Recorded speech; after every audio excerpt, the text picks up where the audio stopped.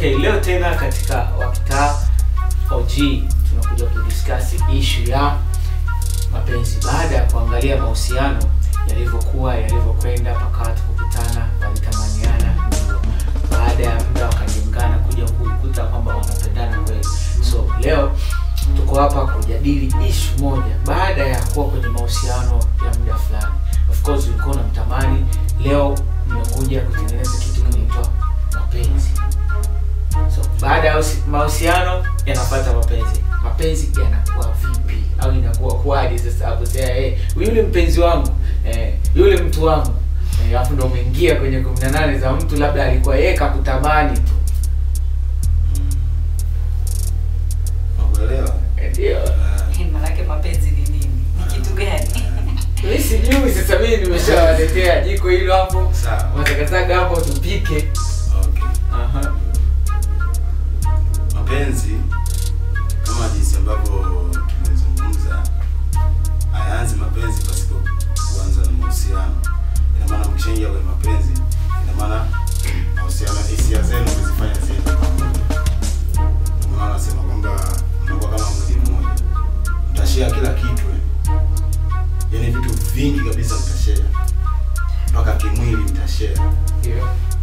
Mapenzi kwamba mtashare vile ambavyo una feel na yule ambaye unampenda naye ana feel. Lengo lenu linaenda kuwa moja, hisia zenu mnazikutanisha. Mnaenda kwenda kukaa mahali pamoja kihisia.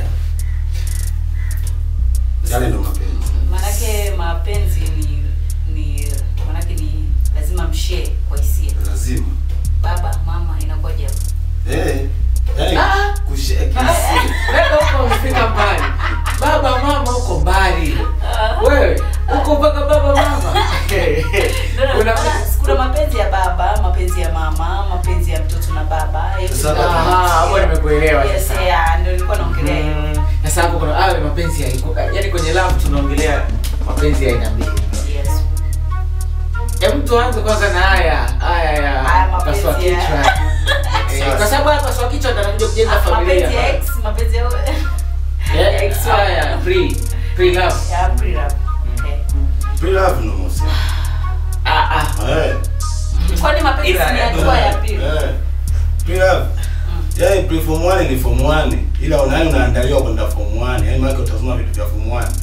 Pre love ndio mahusiano kwamba unajiandaa kwenda kwenye mapenzi. Kwa hiyo kusema mapenzi, sikiliza. Kusema mapenzi ni kushare kila kitu na yule ambaye mnafanana kihisia. Na swali. Anayeishi kwao na anayeishi kwao wamependana, ni mapenzi wale? Mapenzi. Na ambaye amemtoa mtu kwao na akatoka kwao wakakaa kuishi pamoja, wale ni mapenzi? Mapenzi. Si mpaka wafunge ndoa. Sasa uone hapo kuna mapenzi tofauti. Hawa wanaishi huku hawashare kila kitu. Sikiliza sasa. Nimekwambia hivi, kushare kwenye hisia. Yaani kwamba kila kitu kwenye hisia zenu mnashare. Kwa mfano, mimi nina wazo nikakuletea au no. Chukulia mfano sasa haya mahusiano. Mimi nina wazo nikampelekea mpenzi wangu, akalipokea vizuri. Tumeshare kihisia.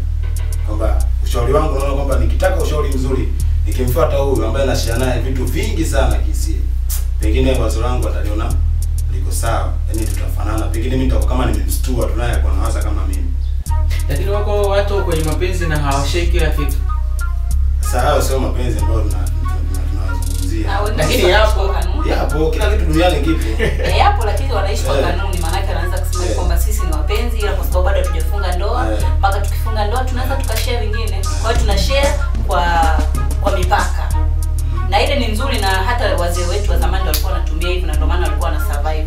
Kwa sababu unaposema hivi ukashare kabla ya mipaka, kabla ya taratibu ambazo zinakuheshimisha wewe mwanamke au mwanaume, ndipo pale tunapokuwa tunapata watoto wabaya, watoto yani tunakutana na changamoto nyingi, kwa sababu hatukwenda kwa ratiba nzuri na kwa ratiba za kimungu na kwa ratiba hata za Kitanzania pia. Sasa kwenye mapenzi kuna mipango. Yaani kwa sababu kitu kinapozidi kukua kinazidi kupata sifa nyingine kubwa zaidi. Tumetoka mahusiano tunakuja mapenzi, tutakuja kwenye ndoa. Sasa kwa mnapokuwa kwenye mapenzi nini mnalenga? Malengo yenu nini? kama lengo lenu ni moja na kweli mnapendana, maana tunazungumzia hapa nazungumzia real love, yani ule upendo wa kweli, kiasi kwamba unasema wewe, mimi nimesoma naye shule ya msingi, sekondari nimesoma naye, sawa, tumekuja mtaani tangu shule, sisi ni wapenzi mpaka hapa tulipo ni wapenzi, yani kwamba unamjua vizuri ndani nje, unamuelewa vizuri, ana hasira utamjua, amefurahi utamjua, unaelewa vizuri, hata ukimkwaza, hata kama hajakwambia utajua kwamba huyu ni mkwaza, unaelewa vizuri. Mimi nalenga kwenye upande huo tu. Sasa labda niulize, ni wale ambao wenye mapenzi ya mtu, kila mtu yupo nyumbani kwao, lakini wanashare kila kitu, then mwisho siku inapatikana mimba, mambo yanaendelea, afu wanakuja wanaachana. Inakuwa gani, ni mapenzi au wanakuwa hawana tu, yani hawana hayo malengo ambayo yakuja kufika huko? Yale ni mapenzi. Yale ni mapenzi. Mimi ninafikiri ni kukurupukia mapenzi, kwa sababu ukimja kuwahoji hao watu, ukija kuwahoji kwa nini mmeachana, atakwambia yule nilikuwa sijamsoma vizuri, nilikuwa sijamjua vizuri, nimekuja kujua na hiki. Kwa hiyo unakuja kujua kwamba ili uanze safari na mtu lazima ukae chini, yani uwe investigator, uwe mpelelezi haswa, yani ujue huyu kweli namweza, tunawezana. Hamna ambaye amekamilika, kila mtu ana mapungufu, lakini ujue kwamba haya mapungufu yake nayaweza. Kwa sababu ndio ile unashangaa mtu ameanzisha mahusiano na mtu, kapata mtoto mmoja, kumbe yule ni mtu anabadilika na upepo. Anaweza kaishi na tabia hii mwaka mmoja, baada mwaka mwingine upepo mbadilika, amekutana na shoga yake huko si klabu gani, sio ameenda amekutana naye kwenye gari gani, tabia ndio inaama na upepo na anabadilika. Nyumbani mnakuta mnaanza kutibuana. Ndoa au mifumo ya familia mlikuwa mmejenga inasambaratika. Mtoto anarudi sio kwa bibi. Umeona? Sasa hivyo vitu unakuta vinatokea kutokana na hamkuchunguzana mapema. Kwani kaka, kuna kuwaga na sababu ya msingi ya kusema tu kuachana? Yaani mnaachana, kuna kuwaga na sababu kwa sababu kusema tunaachana kwa sababu hivi? Wewe kuna sawa unalishinda goma. Yaani unakuta nani gani? Wewe. Kwa mimi kaka, mimi ninachojua mpaka unaachana ni mapenzi yameisha. Hizi sababu zingine ni madhaifu ya mwanadamu na inakuwa ni automatically. Hata mama mzazi, baba mzazi wana madhaifu yake na tunatakiwa tuishi hivyo hivyo kwa sababu ndivyo binadamu Mungu alivyotuumba. Kwa hiyo mpaka mnaachana, sababu kubwa ya kuachana ni mapenzi kuisha. Na ukimpenda mtu, uone kosa lake, uone kwamba ana madhaifu. Na hakuna kitu kitaweza kuisha kama hakitumiki au kama hakipungui. Yaani ukishasikia kuna kuisha, jua kuna kupungua. Kilikuwepo, yaani ukishasikia kuna kitu kimeisha na maana kimepungua mpaka kuja kufikia kuisha. Ndio. Mimi kwamba kama kulikuwa kuna mapenzi, kwa nini yakapungua? Kutokana na matumizi. Sababu Sio kwamba umeisha ladha. Sinaweza kutokana na sio kwamba eti umebadilika rangi umekuwa wa blue. Yaani Kuna daily life imechanging. Yaani kuna normal thing to terrible thing. Yaani kuna kitu ambacho kilikuwa ni cha kawaida kikaanza kubadilika. Aidha kitabia, kimwenendo, kikauli.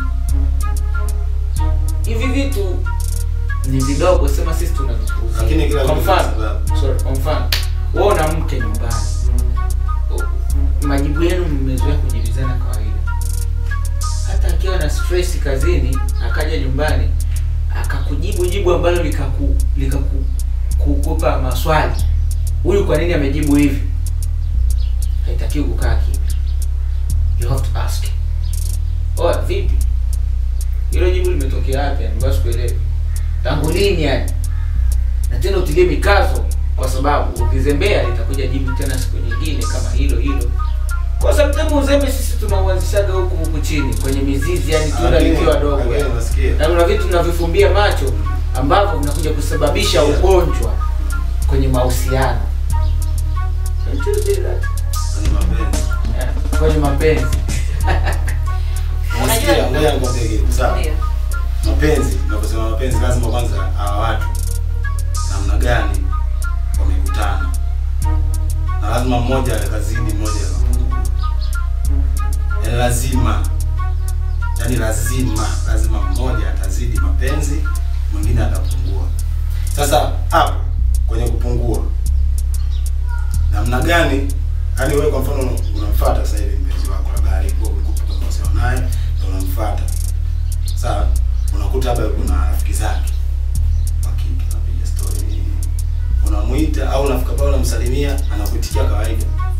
ila wale rafiki zako watakuitikia kwa shangwe, wakakutia wamefurahi kukuona shemeji na hivi unajua. Alafu unamuita mwenzio anakwambia subiri kidogo nakuja.